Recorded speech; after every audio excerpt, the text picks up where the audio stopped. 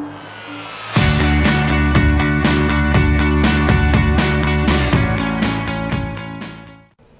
everybody, Bob Dunn 413 here, and I wanted to take a couple of minutes out and give some thoughts on Iron Banner, and I think I finally figured out why it, and specifically its quest, isn't working for me. So, 245 Iron Banner tokens that I've earned through some gameplay, not a ton, but enough to maybe get some mods or some good gear, something I can use. And so you go, Saladin, hey, give me some stuff. And no, you can't get anything because you didn't finish the quest. You get nothing! So depending on where you are in the quest, it looks something like this. Match is completed, capturing a certain number of zones, and then the problem is, then you need to get a number of kills with a specific weapon type. One weapon type at a time. And I understand in some instances where that makes sense. You know, if you're doing a quest to get a hand cannon, you should be getting hand cannon kills. You know, pulse rifle, SMG, whatever it is. That all makes sense. The problem is, in Iron Banner, you're not going after a particular weapon. You are going after the entire loot pool. That includes weapons. That includes armor. Includes all the modifications and these other things. So limiting players to having to use one weapon at a time is not only frustrating for people who either don't typically run that weapon or aren't very skilled at it, it also disincentivizes actually playing Iron Banner. And that for me is really the biggest problem with all of this. Now, hear me out. Iron Banner was always designed to be a competition within a competition. A special week set aside for this very specific type of PvP competitive event.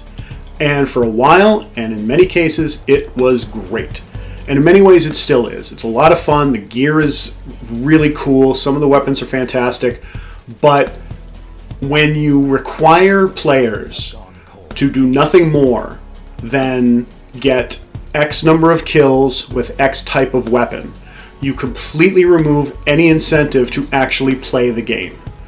It's like if you and a bunch of people got together and were playing Monopoly and said, okay, we're going to play Monopoly, but instead of winning by collecting all the properties and driving everyone else bankrupt, the winner's going to be the person who rolls nothing but sixes.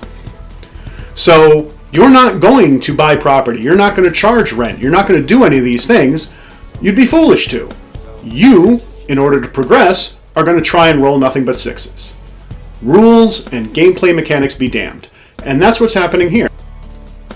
You know, if you're trying to get Iron Banner weapons and gear and progress that quest, why would you bother working out strategies and doing capture points and all of that when your only goal, by design, is to run around and get very specific kills with specific weapons?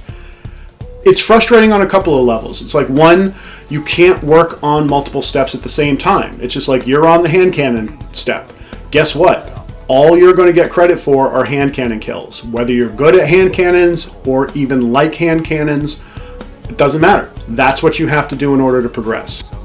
What I think would be a better plan, and what I think a lot of people would prefer, is instead of making it all of these separate quests that you can only chip away at one at a time, make one overall quest that encompasses all the different weapon types so you can go in with a varied loadout. So if you don't feel like running hand cannons one day, you can run other weapons. You can run a fusion rifle. You can run all of these different things, some of them at the same time, and work on all of these steps at once. You know, make the cap for, wins higher. Make the caps for matches played higher. You know, if you want it to be a grind, if you want it to be something substantial, that's fine, that's great. Make it something to strive for. Give people a reason to keep coming back and playing.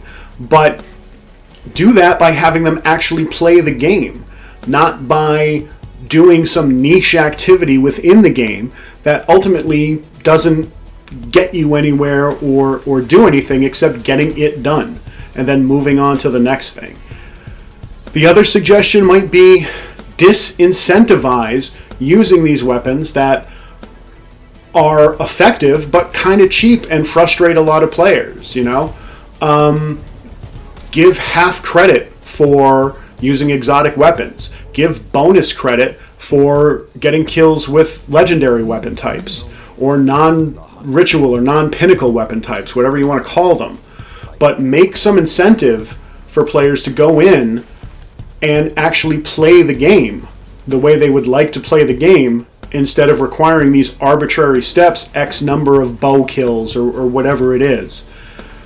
Iron Banner is something that can be a lot of fun. Iron Banner is something that people should be looking forward to, but every time it comes around, and I'm talking to my friends in chat, this is anecdotal evidence, of course, but nobody's happy with this. All you hear are people complaining about either being stuck on a particular step, having to do a particular step with a weapon they don't enjoy, or walking into an arena where everyone else is using something like Jotuns or sniper rifles, and you, in order to progress once again, are stuck using like a hand cannon.